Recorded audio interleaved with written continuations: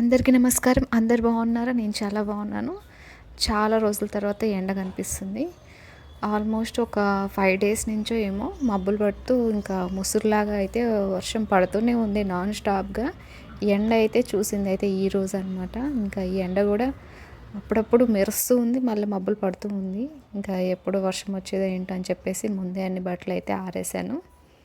ఇంకా ఈ వీడియో వచ్చేసి నిన్న ఈవినింగ్ అనమాట. నిన్న ఈవినింగ్ మా బాబు స్కూల్ నుంచి వచ్చేసరికి ఈ సర్ప్రైజ్ ఒకటి వెయిట్ చేస్తుందనమాట. ఎందుకు ఏంటా అంటే మా బాబు బర్త్డే అయితే దగ్గరలో ఉంది. దానికోసం మా తమ్ముడు అయితే గిఫ్ట్ అయితే బుక్ చేశాడు. అదైతే చాలా ఎర్లీగా వచ్చింది. ఇంకా బర్త్డేకి 3 డేస్ ఉంది.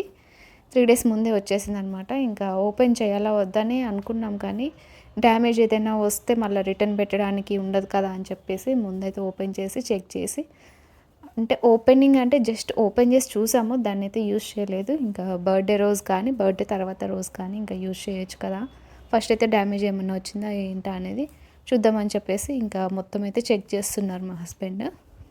ఇంక ఇదైతే క్యారమ్ బోర్డ్ అనమాట. కనిపిస్తూనే ఉన్న వాళ్ళందరికీ.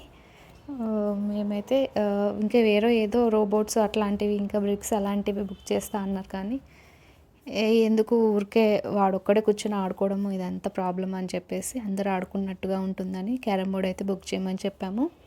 అది ఓపెన్ చేస్తున్న టైంలో మా ఇంటి ముందుకైతే ఇలా శ్రీరామ జయరామ అనుకుంటూ వచ్చారనమాట. అంటే నేను ఇలా చూడడం అయితే ఫస్ట్ టైము.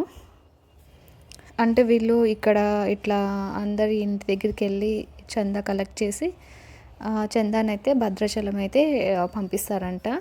ఇంకా చందా కానీ మనం ఏది ఇస్తే అది, ఇంక బియ్యము అలా మనీ కానీ ఏదైనా కొత్త బట్టలు ఏదైనా ఇచ్చినా అవన్నీ కలెక్ట్ చేసి ఇంకా భద్రాచలం అయితే పంపిస్తారంట. రెగ్యులర్గా భద్రాచలం వెళ్ళలేని వాళ్ళు ఉంటారు కదా, అలాంటి వాళ్ళు ఇలా వీళ్ళకి ఇచ్చేస్తే ఏంటంటే వీళ్ళు పంపించేస్తారు. మనకు కూడా కొంచెం సాటిస్ఫాక్షన్ ఉంటుంది కదా, భద్రాచలానికి పంపించాము మన తరపు నుంచి అనేసి ఇక చాలామంది ఇస్తున్నారు. నాకు ఐడియా లేదు అసలు ఏంటా అనేది చూసేలోపు ఇంకా వాళ్ళైతే వెళ్ళిపోయారు.